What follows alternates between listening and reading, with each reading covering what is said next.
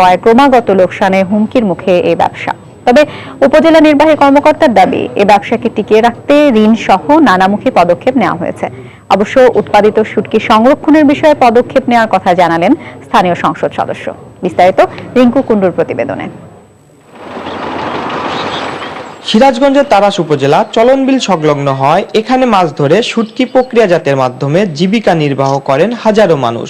মিঠা পানির মাছ হয় এখানকার শুটকি সমুদ্রে লবণাক্ত শুটকি থেকে স্বাদে কিছুটা ভিন্ন ও বেশ সুস্বাদু। তাই এখানকার উৎপাদিত শুটকি স্থানীয় চাহিদা মিটে যাচ্ছে দেশের বিভিন্ন জেলায়। পুঁটির মাছ, চিংড়ি মাছ সংগ্রহ করি, আমরা এখানে শুকাই, সৈয়দপুর, নীলফামারী, তারপর রংপুর আমরা বিক্রি করি এবং এখান থেকেও কিছু মাছ নিয়ে যায়। তবে দীর্ঘ প্রক্রিয়াজাতের পর শুটকির কাঙ্ক্ষিত মূল্য পাচ্ছেন না ব্যবসায়ীরা। তাছাড়া সংরক্ষণের ব্যবস্থা না থাকায় অল্প দামে বাজারজাত করতে হচ্ছে তাদের, ফলে লাভের বদলে লোকসান গুনতে হচ্ছে তাদের।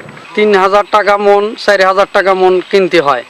আমার এই মাছ 4500 5000 টাকা বিক্রি হয়। কামলা আছে, হালিয়া আছে, এগুন দিয়ে বিক্রি করার দেখা যাচ্ছে যে আমরা ঢাকা দিক আর যে জায়গায় যাই, কিন্তু বেচাকেনা করলে এবার আমার লসের দিকে টানতেছে। অবশ্য সমস্যার কথা স্বীকার করে ঋণ ব্যবস্থা সহ নানা পদক্ষেপ নেওয়ার কথা জানালেন উপজেলা নির্বাহী কর্মকর্তা। তাদেরকে আমরা ট্রেনিং দিয়েছি, তারা যদি আরো এটিকে যদি আরো বৃহৎ পরিসরে করতে চায়, এই জন্য কিন্তু আমরা তাদেরকে ঋণের ব্যবস্থা করেছি। আর শুটকির ব্যবসাকে এগিয়ে নিতে প্রক্রিয়াজাত শুটকি সংরক্ষণের বিষয়ে আশ্বাস দিলেন স্থানীয় সংসদ সদস্য।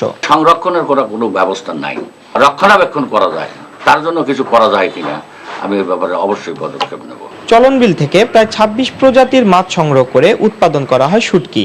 আর এই ব্যবসার সাথে জড়িত রয়েছে জেলার প্রায় 10,000 মানুষ। রিঙ্কু কুণ্ডু, সময় সংবাদ, সিরাজগঞ্জ।